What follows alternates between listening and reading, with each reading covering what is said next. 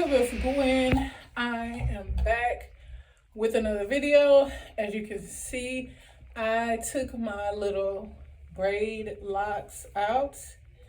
Well,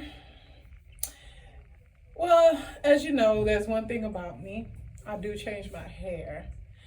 The reason I'm taking my locks out is because it takes a lot to redo those locks. Sometimes I feel good, I'm up to it. And this past time I did not feel good and I really was not up to it. And I don't want to ever feel like I can't just wash my hair, dry it, and be done.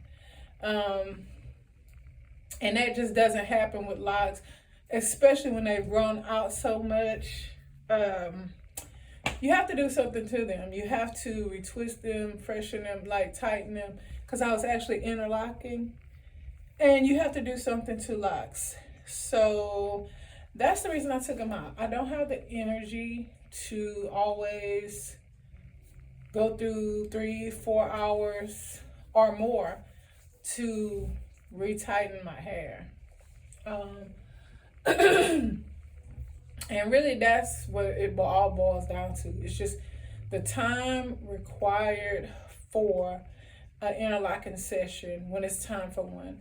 I just don't have the time. And I have to still go to work and look decent and presentable. And I just wasn't feeling it. So my next plan, I have one little lock left. One. My next plan is I bought a Rev Air, and so what I'll do is just wash and condition my hair and Rev Air it weekly, and that's pretty much what I'll do.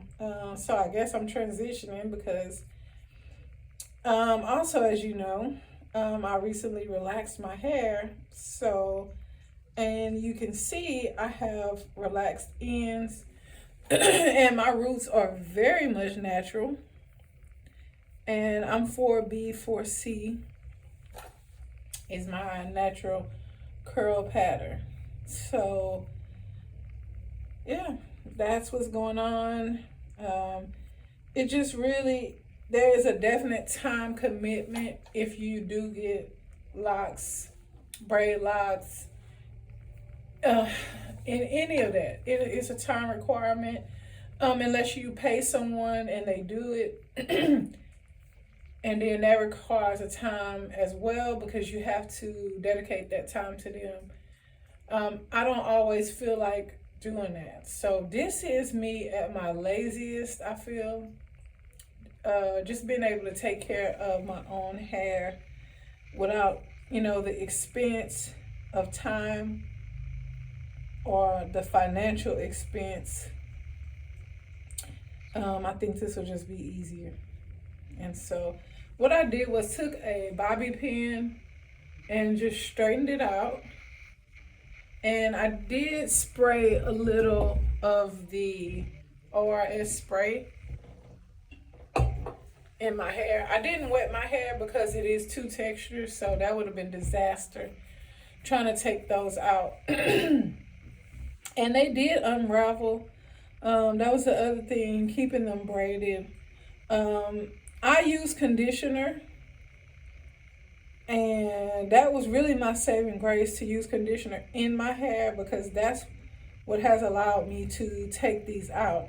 Had I not used conditioner in my hair, it definitely would have locked right up, because some of them were really locked, really locked in place, even with the use of conditioner. So had I not used conditioner, it would have really been hard for me to take them down. And I can say this as a person that has taken down locks before. This is the first time I've had to take down locks that were interlocked. And yeah, taking down interlock locks is much harder to me than locks that were twisted. Because what you're actually doing is going through picking out knots. And it has taken me a week. And the hardest part was when I got to, like, the braided part is not really a problem. But when I got to the part that was interlocked, yeah, that part took some time because, like I said, it's knots. You've literally tied knots in your hair. And so that is the part you got to kind of pick at, which is what I'm doing now. Pick at to break through that knot. And keep running a bobby pin through it to break all those little knots up so that you can unravel the hair. And it is a longer process. Like I said, I've taken out locks before that were twist and palm rolled, and this is definitely a longer process than that. It's a longer process, but nonetheless, I love locks. I love the look of locks, but it's just not for me.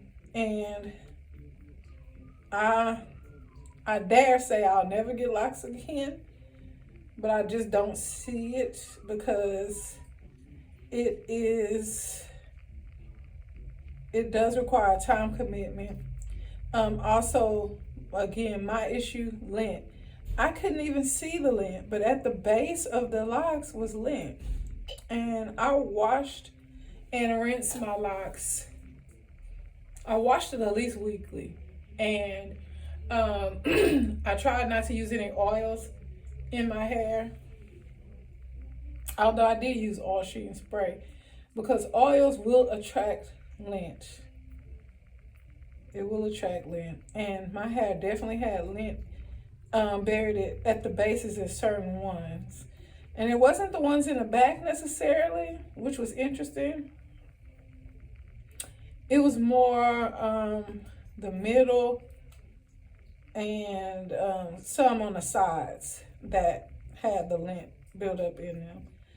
But I do like locks. I love locks. I like hair. And I think that's a good thing about me. I just like hair, and I like healthy hair.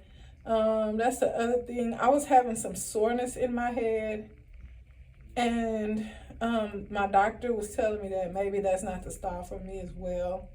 I had some thinning, perimenopausal, and so I had some thinning as well. So maybe, maybe it's really just not for me, because I don't want to do anything to increase the thinning. So I'm just gonna wash and condition my hair, and that'll be it. But I do thank you guys for following me, and stay tuned for the next video, because what I'll do is I'll do a review of my first time using the Rev Air and my thoughts on the Rev Air.